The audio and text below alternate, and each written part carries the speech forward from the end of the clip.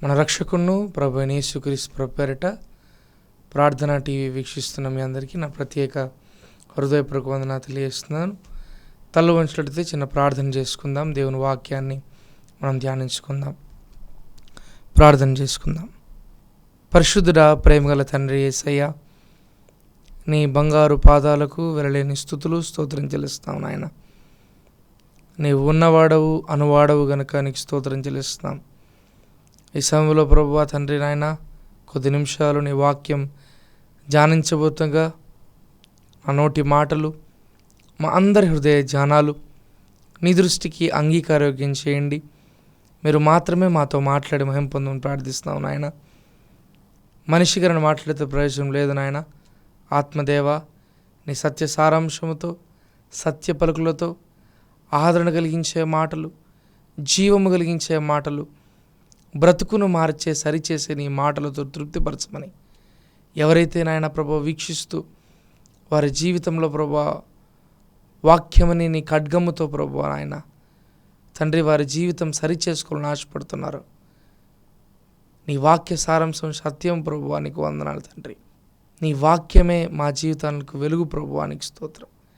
మీరే కృప చూపించి మీరే మాట్లాడి సహాయం చేయమని నీకే సమస్త ఘనత మహిమా ప్రభులు ఆరోపించుకుంటూ యేసుక్రీస్తు పరిశుద్ధ నామమున పేరిట ప్రార్థించి అడిగి వేడుకుంటున్నాం తండ్రి, ఆమేన్. నా రక్షకును ప్రభు యేసుక్రీస్తు ప్రభు పేరిట ప్రార్థన టీవీ వీక్షిస్తున్న మీ అందరికీ నా ప్రత్యేక హృదయపూర్వక వందనాలు తెలియజేస్తున్నాను. ఆలస్యం లేకుండా దేవుని వాక్యాన్ని మనం ధ్యానించుకుందాం. ఈరోజు మన జీవితంలో మన డే టు డే లైఫ్లో చింతతో మనం బ్రతుకుతూ ఉన్నాం. ఈరోజు ప్రతి మనిషిని, మానవుణ్ణి చింత కబలిచ్చేస్తూ ఉంది. భవిష్యత్తును గురించిన చింత, వివాహం గురించిన చింత, సంతానం గురించిన చింత. ఈ లైఫ్ సైకిల్లో పుట్టుక మొదలు నుంచి ఈ జనరేషన్లో ఉన్న ప్రతి పిల్లలు కూడా చూస్తున్న వీడియోస్ బట్టి, వీరన్నిటిలో కూడా గమనిస్తున్న ప్రతి ఒక్క ప్రక్రియను బట్టి చిన్న పిల్లోడు నుంచి ఈరోజు భవిష్యత్తును గురించి చింత ప్రతి ఒక్కరిలో కనపడతా ఉంది. క్రైస్తవులుగా మన జీవితంలో ఈ చింతను ఎలా ఎదుర్కోవాలి అన్నప్పుడు యేసుక్రీస్తు ప్రభుల వారు అనేక సార్లు చింత గురించిన మాటలు ప్రకటిస్తూ చింతించకండి అనే మాట ప్రతిసారి కూడా ఆయన చెప్తూ ఉన్నట్లు మనం చూస్తూ ఉన్నాం. ఈరోజు మనము వాక్య ధ్యానానికి మనం చూస్తున్నాం. అపోస్తలుడైన పౌలు ఫిలిప్పీయులకు రాసిన పత్రిక 4వ అధ్యాయము 6వ వచనాన్ని మనం చూస్తే, దేనిని గురించి చింతపడకూడదు కానీ ప్రతి విషయంలోనూ ప్రార్థన విజ్ఞాపనముల చేత కృతజ్ఞతాపూర్వకముగా మీ విన్నపములు దేవునికి తెలియజేయుడి. హల్లెలూయా. క్రీస్తునందు ప్రేమైన వారలారా, ఈరోజు మన జీవితంలో ఈ చింత కబలించేసిందని మేము వింటా ఉన్నాం. అయితే పౌలు రాస్తున్న ఆ ప్రక్రియను మనం జ్ఞాపకం చేసుకుంటున్నప్పుడు, పౌలు రాస్తున్న ఆ సర్కమ్స్టెన్స్ని జ్ఞాపకం చేస్తున్నప్పుడు, ఆ పరిస్థితిని జ్ఞాపకం చేసుకుంటా ఉన్నప్పుడు ఆయన ఒక చెరసాలలో కూర్చొని రాస్తూ ఉన్నాడు. ఈ second machinery journey, third machinery journey AD 50-52 మధ్యలో జరుగుతూ ఉన్నట్లు మనం ప్రక్రియ మనం చూస్తూ ఉన్నాం. ఈ ఫిలిప్పీ పత్రిక రాస్తూ ఉన్నప్పుడు ఎపెఫ్రోదితు అనే ఒక వ్యక్తితో పౌలు ఈ పత్రిక పంపిస్తున్నట్లు మనం చూస్తూ ఉన్నాం. అందుకే చివరి దగ్గరికి వచ్చేసరికి ఆయన ఎపెఫ్రోదితు గురించి రాస్తూ ఉన్నట్లు మనం చూస్తాం. అయితే ఈ ధ్యానాంశంలో 4వ అధ్యాయం 6వ వచనం గమనిస్తున్నప్పుడు దేనిని గురించి చింతపడకుడి అనే మాట మనం చూస్తున్నాం. Do not be anxious in anything, do not worry about anything అంటున్నాడు. అంటే దేని గురించి కూడా చింతించొద్దు అనే వాక్యం సెలవిస్తూ ఉంది. ఈరోజు మన క్రైస్తవ జీవితానికి ఆధారమైంది వాక్యం. వాక్యం మన జీవితంలో ఎప్పుడైతే మనం చదువుకుంటామో, వాక్యాన్ని ఎప్పుడైతే అన్వయించుకుంటామో మన జీవితంలో మనము చింతించకుండా ఉంటాము అని వాక్యం సెలవిస్తూ ఉంది. అందుకే వాక్యం చాలా క్లియర్గా స్పష్టంగా మనకు తెలియజేస్తూ ఉన్న విషయం ఏంటంటే దేని గురించి చింతపడకుడి అంటున్నాడు. ఈరోజు మన జీవితంలో భవిష్యత్తును గురించిన చింత, అనేక సార్లు ఏ యవనస్తుని దగ్గరికి వెళ్ళినా కూడా చెప్పే మాట భవిష్యత్తును గురించిన చింత, లేదా ఇంకా అనేక ఆర్థిక సమస్యల గురించిన చింత, ఎన్నో సంవత్సరాల నుంచి ప్రార్థన చేస్తున్నాను కానీ నా జీవితంలో ప్రార్థనకు జవాబు రాలేదనే చింత, ఎన్నో రకాలైన చింతలు ఈరోజు మానవుని కబలించేశాయి. అయితే వాక్యం సెలవిస్తూ ఉంది, దేనిని గూర్చి చింతపడకుడి, ఒక విషయం గురించి చింతించద్దు అని రాయబడలేదు. వాక్యము రాయబడట్లేదు కానీ అన్ని విషయాల్లో కూడా, ఏ విషయంలో కూడా నువ్వు చింతించొద్దు అని దేవుడు ఈరోజు స్పష్టంగా మాట్లాడుతూ ఉన్నాడు. వాక్యం వీక్షిస్తున్న మనతో దేవుడు మాట్లాడుతున్న మాటను గమనిస్తే దేని గురించి చింతపడకుడి అని చెప్తూ, అయితే ఈ చింతను నేను దేనికి మార్చాలి? ఈ చింత నా జీవితాన్ని నాశనం చేసేస్తూ ఉంది, ఈ చింత నా జీవితాన్ని నలగొట్టేస్తూ ఉంది. అయితే ఈ చింత నేను పడకుండా, ఈ చింత నాకు రాకుండా నేను ఉండాలంటే, చింతించకుండా నేను ఉండాలంటే ఏం చేయాలంటే, మొదటిగా ఆయన మాట్లాడుతున్న మాట, ప్రతి విషయంలోనూ ప్రార్థన అనే మాటను మనం చూస్తాం. ఈరోజు క్రైస్తవుడికి ప్రార్థన అనేది ఒక ఊపిరి అని మనందరికీ తెలుసు. ప్రార్థన మన జీవితాలను నడిపిస్తూ ఉంది.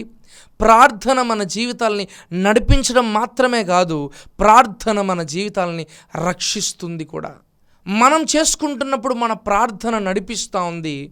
మన తల్లిదండ్రులు మన కోసం ప్రార్థన చేస్తున్నప్పుడు మన జీవితాలు రక్షించబడుతున్నాయి. హల్లెలూయా. రక్షణ మార్గంలో వెళ్తున్న ప్రతిసారి, ఈ శోధనల గుండా వెళ్తున్న ప్రతిసారి మన జీవితంలో ప్రార్థనను మర్చిపోతూ ఉన్నాం. శోధించబడుతున్న ప్రతిసారి ప్రార్థన మర్చిపోతూ ఉన్నాం. అయితే దేవుడు మరలా జ్ఞాపకం చేస్తున్నాడు, ఈ చింతను నువ్వు ప్రార్థనగా మార్చు. మొదటిగా దేవుడు మనతో మాట్లాడుతున్నాడు, ఈ చింత ప్రార్థనగా మారాలి. హల్లెలూయా. మన జీవితంలో ఈ చింతను మనం ప్రార్థనగా మార్చుకోవాలి. చింతించే ప్రతిసారి, కూర్చొని ఆలోచించి చింతించి మన జీవితంలో ఏడుస్తున్న ప్రతిసారి ఒక్కసారి ప్రభువా నా జీవితాన్ని రక్షించు, ప్రభువా నా జీవితాన్ని మార్చు అని ప్రార్థించగలిగితే మన జీవితాలు మారిపోతాయి. ప్రతి భక్తుడు తన జీవితంలో ప్రార్థన ఒక ఆయుధంగా చేసుకున్నాడు. ప్రతి భక్తుని జీవితంలో చింత వచ్చిన ప్రతిసారి కూడా ప్రభువు దగ్గర మోకాళ్ళేసి, ప్రభువా నీ కృప చూపించు ప్రభువా అని ప్రార్థన చేశాడు. ఒక భక్తుడు అంటాడు, ఎక్కడైతే నువ్వు మోకాళ్ళొంగి ప్రార్థన చేయగలుగుతావో నువ్వు ఎక్కడే నిలబడగలుగుతావు. ప్రార్థన చేసిన ప్రతిసారి నీ జీవితంలో నీవు ఎక్కడ మోకరిస్తే నీవు నిలబడలేని ప్రతి చోట కూడా నీవు గెలుస్తావు, నీవు నిలబడతావు. నీవు నిలబడలేని పరిస్థితిలో ప్రభువా నాకు సహాయం చేయి నాయన, నన్ను రక్షించు ప్రభువా అని ప్రార్థన చేయగలిగితే ఆయన మన మొర ఆలకించే దేవుడుగా మన జీవితంలో ఉన్నాడు. ప్రియమైన బిడ్డలారా, అందుకే ఇక్కడ మనం చూస్తూ ఉన్నాం, ప్రార్థించండి అని చెప్తూ దేనిని గురించి చింతపడకుడి కానీ ప్రతి విషయంలోనూ ప్రార్థన విజ్ఞాపనముల చేత కృతజ్ఞతాపూర్వకముగా. ఈరోజు మన జీవితాల్లో కృతజ్ఞత అన్నప్పుడు దేవునికి ఎంత కృతజ్ఞతగా మనం జీవిస్తున్నామో లేదో తెలియదు కానీ మనిషికి మాత్రం ప్రతిసారి కృతజ్ఞతగా ఉన్నాం. కొన్ని వస్తువులకు, డబ్బుకు కృతజ్ఞతగా ఉన్నాం. ఒక డబ్బు ఇస్తే మనిషికి కృతజ్ఞతగా ఉన్నాం. ఒక వ్యక్తి నీకు సహాయం చేస్తే ఆ వ్యక్తికి నువ్వు ఎంత కృతజ్ఞతగా ఉన్నావు. ఒక సహాయం చేసుకుంటేనే, సహాయం నీ జీవితంలో అందిస్తేనే ఆ వ్యక్తికి అంత సహాయపడుతున్నావే, అంత నువ్వు రుణస్థుడిగా ఉన్నావే, అంత కృతజ్ఞతాపూర్వకంగా నీ జీవితంలో ఉందే. నిన్ను నన్ను ప్రేమించి మానవాళిని రక్షించి ప్రాణం పెట్టిన యేసయ్యకు మనం ఎంత కృతజ్ఞతగా ఉండాలి. We must question ourselves, how much concerned about God, how much thankful about God. Are we thankful to God? దేవునికి నిజంగా కృతజ్ఞతగా మనం జీవిస్తున్నామా? కృతజ్ఞతలై జీవిస్తున్నామా మన జీవితంలో? ఈ చింతను ఎప్పుడైతే మనం ప్రార్థనగా మారుస్తామో, విజ్ఞాపనగా మారుస్తామో, కృతజ్ఞతాపూర్వకంగా మారుస్తామో, మార్చిన తర్వాత మన జీవితంలో దేవునికి మన ప్రార్థనలు, మన విన్నపాలు తెలియజేయాలని వాక్యం సెలవిస్తుంది. యేసుక్రీస్తు ప్రభుల వారు ఈ లోకంలో ఉన్నప్పుడు, ప్రజలందరిని చూస్తూ ఉన్నప్పుడు, ఆ రోమా సామ్రాజ్యంలో జరుగుతున్న ఆ ప్రక్రియను చూస్తూ ఉన్నప్పుడు, ఆ సంఘటనలు చూస్తూ ఉన్నప్పుడు, ఆ యూదులు బాధించబడుతున్న పరిస్థితి వారు చూస్తున్నప్పుడు, వారికి రాజు లేడు అని బాధపడతా ఉన్నప్పుడు, అక్కడ ఒకానొక సంఘటనలో యేసు ప్రభు కొండ మీద ప్రసంగం చేస్తున్నప్పుడు 6వ అధ్యాయం, మత్తయి సువార్త 6వ అధ్యాయంలో కొన్ని అద్భుతమైన మాటలు ఆయన చెప్తాడు. ఎందుకు నేను చింతించకూడదు? అయ్యగారు, బ్రదర్, ఈరోజు నా జీవితంలో ఎందుకు చింత ఉండకూడదు? ఎందుకు నేను చింతించకూడదు నా కష్టం చూస్తున్న ప్రతిసారి నేను చింతించకూడదా? నా వ్యసనం చూస్తున్న ప్రతిసారి నేను చింతించకూడదా? అయితే వాక్యం సెలవిస్తూ ఉంది, యేసు క్రీస్తు ప్రభుల వారు సెలవిస్తూ ఉన్నారు. యేసు ప్రభు స్వయాన నీతో ఈరోజు మాట్లాడుతున్నాడు. దేని గురించి చింతించబడద్దు, చింతపడద్దు. ప్రతి విషయంలోనూ ప్రార్థన విజ్ఞాపనల చేత కృతజ్ఞతాపూర్వకముగా, కృతజ్ఞతాభావంతో క్రీస్తుకు నీ మనవులు విన్నవించుకో అని వాక్యం సెలవిస్తాం. పరిశుద్ధుడైన మత్తయి వ్రాసిన సువార్త 6వ అధ్యాయం 25వ వచనం. అందువలన నేను మీతో చెప్పున్నదేమనగా, ఏమి తిందుమో ఏమి త్రాగుదుమో అని మీ ప్రాణమును గూర్చేనను, ఏమి ధరించుకుందుమో అని మీ దేహమును గూర్చేనను చింతపడకుడి. ఆకాశ పక్షులను చూడుడి, అవి విత్తవు, కోయవు, కొట్లలో కూర్చుకొనవు, అయినను మీ పరలోకపు తండ్రి వాటిని పోషించుచున్నాడు. మీరు వాటికంటే బహుశ్రేష్ఠులు కారా? ఈ మాట చదువుతున్నప్పుడు నా జీవితంలో are you not so special than they అంటున్నాడు. ఎందుకు నేను చింతించకూడదంటే, మనల్ని సృజించిన మన దేవుడు, ఆయన మనల్ని ఆకాశ పక్షుల కంటే గొప్పగా చేశాడు. ఈ ఆకాశ పక్షులు అవి ఎప్పుడు విత్తవు, కోయవు, కొట్లలో కూర్చుకొనవు, కానీ మనమైతే మన జీవితంలో చింతిస్తూ ఉన్నాం. ఆ మాటను గమనిద్దాం. ఆకాశ పక్షులు అవి, వాటిని చూడండి, అవి విత్తవు, కోయవు, కొట్లలో కూర్చుకొనవు, అయినను మీ పరలోకపు తండ్రి వాటిని పోషించుచున్నాడు. హల్లెలూయా. అవి ఒక మానవుడిలాగా డబ్బు సంపాదించవు, ఆస్తిని సంపాదించవు. అయితే వాటికున్న ఒకటే ఒక ఆధారం ఏంటంటే, మా పరలోకపు తండ్రి మమ్మల్ని పోషిస్తాడు. ఈరోజు వాక్యం వింటున్న ప్రియ సహోదరి సహోదరుడా, దేని గురించి చింతిస్తూ ఉన్నావు? డబ్బు లేదని చింతపడుతున్నావా? లేదా వ్యసనాలతో చింతిస్తున్నావా? ఇంకా నా జీవితం అంతా కూడా అయిపోయింది, చల్లాచెదురైపోయింది, no one can comfort me, no one can console me అనే పరిస్థితిలో ఉన్నావా? బాధపడుతూ చింతిస్తూ ఈ వాక్యం వింటున్నావా? దేవుడు నీతో మాట్లాడుతున్నాడు. దేవుడు మనతో మాట్లాడుతున్నాడు. ఈ మాటను గమనిస్తే, ఆకాశ పక్షులను చూడుడి, విత్తవు, కోయవు, కొట్లలో కూర్చుకొనవు, కానీ పరలోకపు తండ్రి వాటిని పోషిస్తున్నాడు కదా. మీరు వాటికంటే బహుశ్రేష్ఠులు. మీరు పోషించబడుతున్నారనే మాట అక్కడ లేదు, కానీ మీరు వాటికంటే బహుశ్రేష్ఠులు. Do not ever think about them, because they are fed by the heavenly father. ఆ పరలోకపు తండ్రి వారిని పోషిస్తున్నాడు. మీరు వాటికంటే బహుశ్రేష్ఠులు కదా. Are you not so special than they? వాక్యం వింటున్న మనము, దేవుడు మనతో మాట్లాడుతున్నాడు ఈరోజు. నేను నమ్ముకున్న దేవుడికి, మనం నమ్ముకున్న దేవునికి మనం శ్రేష్ఠులము. Hallelujah. We are so special to him. నేను స్పెషల్ అని ఎవరు అనుకోపోవచ్చు, నేను స్పెషల్గా దేవుడు చేశాడని చెప్పకపోవచ్చు, కానీ ఈరోజు మనతో మాట్లాడుతున్న దేవుడు అని అంటున్నాడు, మీరు శ్రేష్ఠులు. You are so special. అయ్యా, ఈ పరిస్థితులు గుండా వెళ్తున్న నా జీవితంలో నేను ఎందుకు చింతించకూడదు అంటే, నీకు, నాకు, మనందరికీ తెలియజేస్తా ఉన్న వార్త, దేవుడు మాట ఏం చెప్తా ఉందంటే, ఆకాశ పక్షుల్ని చూడండి, అవి విత్తవు, కోయవు, కొట్లలో కూర్చుకొనవు, మీరు వాటికంటే బహుశ్రేష్ఠులు కారా? Are you so special than they? Are you not so special than they? మీరు వాటికంటే బహుశ్రేష్ఠులు కారా? మీ జీవితంలో చింతిస్తున్నారు, కానీ ఈ చింతను ఆరాధనగా మార్చండి, ఈ చింతను ప్రార్థనగా మార్చండి. మీ జీవితంలో ప్రభు కృప చూపిస్తాడు. దేవుడు మనతో మాట్లాడుతున్నాడు. ఆ కింద మాటలు మనం చూస్తే, ఆ చింత గురించి చెప్తూ ఎందుకు నేను చింతించకూడదు అంటే, యేసు ప్రభు మొదటిగా మనతో మాట్లాడుతున్నాడు, మీరు అందరికంటే, వాటికంటే బహుశ్రేష్ఠులు. You are so special. ఇంకో మాట మనం చూద్దాం. కీర్తన గ్రంథము 139వ కీర్తన 14వ వచనం. నీవు నన్ను కలుగు చేసిన విధము చూడగా భయమును ఆశ్చర్యమును నాకు పుట్టుచున్నవి. అందును బట్టి నేను నీకు కృతజ్ఞతాస్తుతులు చెల్లించుచున్నాను. మొదటిగా అంటున్నాడు, నీవు నా దృష్టికి శ్రేష్ఠుడవు. రెండవది అంటున్నాడు, నీవు నన్ను కలుగు చేసిన విధం చూడగా భయమును ఆశ్చర్యం నాకు పుట్టుతున్నాయి. నన్ను విలువగల వారిగా చేశాడు, నన్ను ఆయన ఆశ్చర్యంగా చేశాడు. అందుకే అంటాడు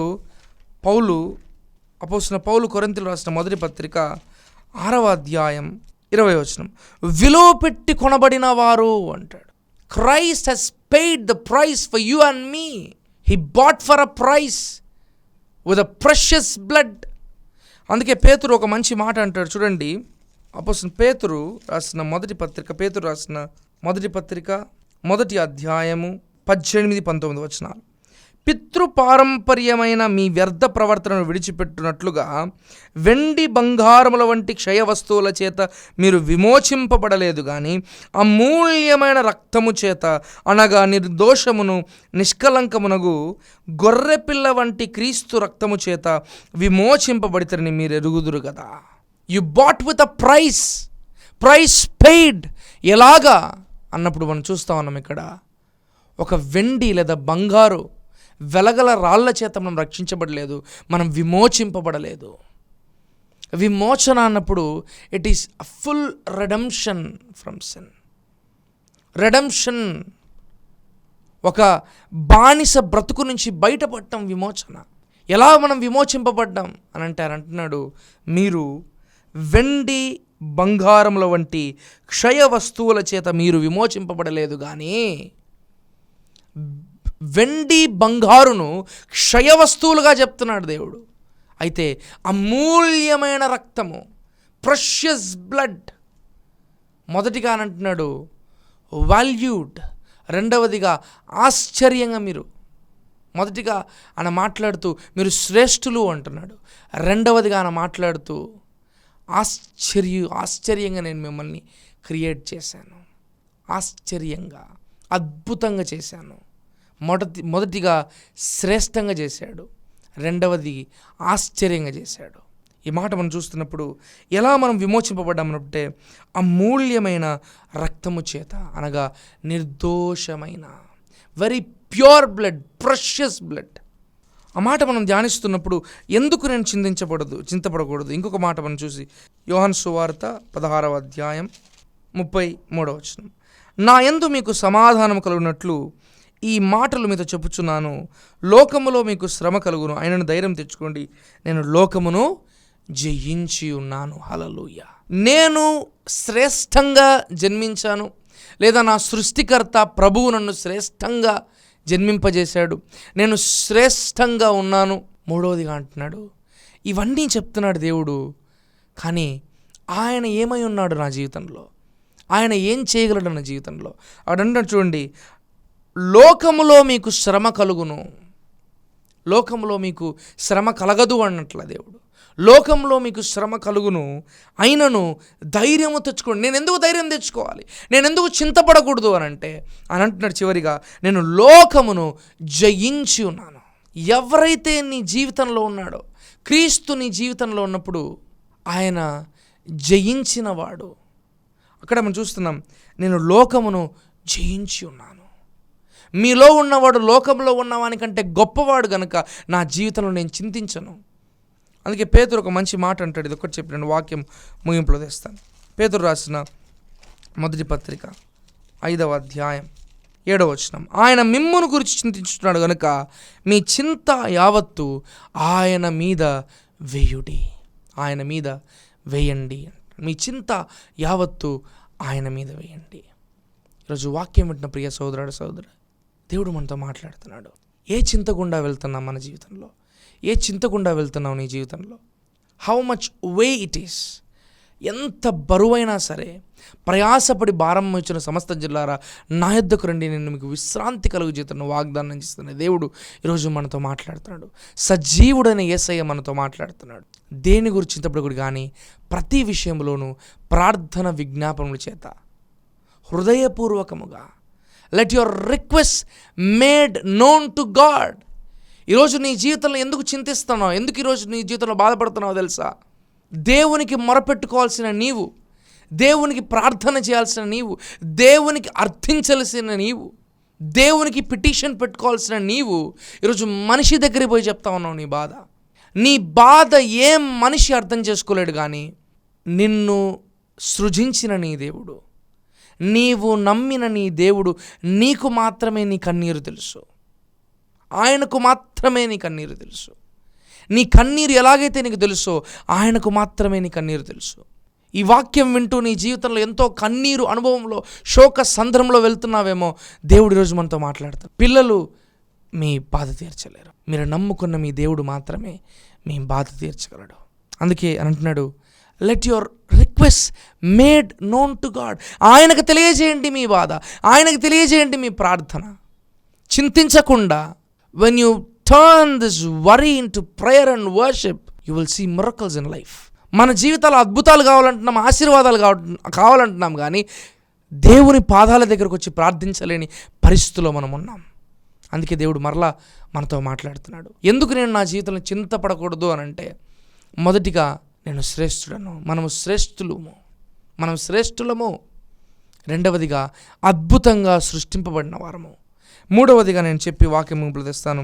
అపోస్తలుడైన పౌలు ఎఫెసీయులకు రాసిన పత్రిక 2వ అధ్యాయం 10వ వచనం. మరియు వాటి యందు మనం నడుచుకునవలెనని దేవుడు ముందుగా సిద్ధపరిచిన సత్క్రియలు చేయుటకై మనము క్రీస్తు యేసునందు సృష్టింపబడిన వారమై ఆయన చేసిన పని అయి ఉన్నాము. వియర్ ఇస్ వర్క్ అంటున్నాడు. నీవు నేను దేవుని పని అంట, మనిషి పని కాదు. మనిషి పని కొంతకాలం వరకే, కానీ ఆయన శాశ్వత కాలము నుంచి శాశ్వత కాలం వరకు, ప్రభువా తరతరముల నుండి మాకు నివాస స్థలము నీవే, భూమి పుట్టక మునుపు నీవే మాకు దేవుడవు నాయన అని ఒక గొప్ప కీర్తనకారుల్లో చెప్తా ఉంటాడు, రాస్తాడు. అక్కడ మనం చూస్తున్నప్పుడు ఎఫెసీ పత్రికలో మొదటిగా మనం శ్రేష్ఠులము, అందుకే చింతించద్దు అంటున్నాడు. రెండవదిగా మనం చూస్తే ఆశ్చర్యంగా మన జీవితాలు ఉన్నాయి. ఆశ్చర్యంగా నిన్ను నన్ను సృష్టించుకున్నాడు దేవుడు అని చెప్తున్నాడు. మూడవదిగా మనం ఆయన చేసిన పని అయి ఉన్నాము. అందుకే మనం చూస్తాం, అపోస్తలుడైన పౌలు రోమీయులకు రాసిన పత్రిక 9వ అధ్యాయము 20వ వచనం. అవును గాని ఓ మనుషుడా, దేవుని ఎదుట చెప్పుటకు నీవెవడవు? నన్నెందుకు ఇలాగు చేస్తవని రూపించబడినది రూపించిన వానితో చెప్పునా. చేతి పని అన్నప్పుడు ఆయన మనకు కుమ్మరి, మనము ఆయన పాత్రలము. We are his vessels. If you are an empty vessel, come to God. విలువలేని పాత్రగా నీ జీవితంలో ఉంటే, వెలలేని రక్తంబుతో నిన్ను కడుగజేసి పవిత్రపరిచి విలువైన పాత్రగా నీ జీవితాన్ని చేయగలడు. లోక ఆశల్లో లోకాల్లో వెళ్తా ఉన్నప్పుడు అనేక సార్లు ఈ పాత్ర జ్ఞాపకం రాదు, కానీ ఈ పాత్ర ఎప్పుడైతే సృష్టించిన ఆ సృష్టికర్త దగ్గరికి వెళ్తుందో ఈ పాత్ర, అప్పుడు అర్థమవుతుంది ఈ పాత్ర యొక్క విలువ. ప్రియ దేవుని బిడ్డలారా, విలువలేని పాత్ర నేను కొనువారు లేరెవరనే పరిస్థితిలో ఉంటే దేవుడు అంటున్నాడు, ఈరోజు నువ్వు శ్రేష్టంగా ఉన్నావు, నీవు అద్భుతంగా ఉన్నావు. మూడవదిగా అంటున్నాడు, నువ్వు ఆ సృష్టికర్త చేతి పని ఉన్నావు. హల్లెలూయా! ఎంత గొప్ప దేవుడు మన జీవితంలో ఉన్నాడు. What a mighty God we serve. ఎంత గొప్ప దేవుణ్ణి మనము సేవిస్తున్నాం, ఎంత గొప్ప దేవుని మనం స్తుతిస్తున్నాం. ఏది ఏమైనా నా జీవితంలో కష్టం ఏమైనా ప్రభువా నిన్ను స్తుతిస్తాను ప్రభువా అనే పరిస్థితిలో మనం ఉన్నాం. ఈ చింత మన జీవితంలో స్తుతిగా మారాలి, ఈ చింత మన జీవితంలో ప్రార్థనగా మారాలి, ఈ చింత మన జీవితంలో ఒక ఆరాధనగా మారాలి. అదే కోరుకుంటున్నాడు దేవుడు. ఆ కుమ్మరి, ఆ పాత్ర కుమ్మరి దగ్గర పోయి, ఎందుకు నన్ను ఈ రూపంలో చేశావు, నన్ను ఇంకొక బెటర్గా చేయొచ్చు కదా, లేదా ఎందుకు నేను ఇలాగున్నాను. ఒక మాటలు మనం చూస్తూ ఉన్నప్పుడు ఆ కుమ్మరి చేస్తూ ఉన్నప్పుడు మట్టి అది చూసి, ఎందుకు నేను మట్టిగానే ఉన్నాను, ఎందుకు నీ చేతిలో పడుతున్నాను అని అడగలేదు. ఆ కుమ్మరి ఎలాగ మలుస్తాడో అదే దానికి బ్యూటీ ఇస్తూ ఉంది, అదే దానికి అందం ఇస్తూ ఉంది. ఈరోజు నలిగిన పరిస్థితిలో ఈ వాక్యం వింటున్నట్లయితే దేవుడు ఒక శుభవార్త చెప్తా ఉన్నాడు. నా జీవితం నలిగిపోయిన పరిస్థితిలో ఉంది, అర్థం కాని సాయ పరిస్థితిలో నేను ఉన్నాను అంటే దేవుడు ఈరోజు అంటున్నాడు, మనిషికి నువ్వు విలువలేని పాత్రగా ఉండొచ్చు, కానీ నాకు నువ్వు విలువగల పాత్రగా ఉన్నావు, విలువగల మనిషిగా ఉన్నావు అని దేవుడు అంటాం. విలువలేని పాత్రను నేను అనే పరిస్థితిలో ఉంటే ఈరోజు అంటున్నాడు, నేను చేసిన చేతి పని ఉన్నాను, ఇప్పటికైనా రా నీ జీవితంలో గొప్ప కార్యాలు చేస్తాను. చింతించకుండా ఇవి జ్ఞాపకం చేసుకొని ప్రభువులో ఎదుగుతూ ఆయనకు వేరుగా ఉండి ఏమీ చేయలేమంటున్నాడు దేవుడు. ఆయనకు వేరుగా ఉండి ఏమీ చేయక ఆయన పాదాలు పట్టుకొని, ప్రభువా నన్ను నీ విలువైన పాత్రగా మలుచు ప్రభువా అని ప్రార్థన చేయగలిగితే మన జీవితంలో గొప్ప కార్యాలు చూస్తాం. అటు కృప ప్రభువు మనకు సహాయం చేయనుగాక. ఆమేన్.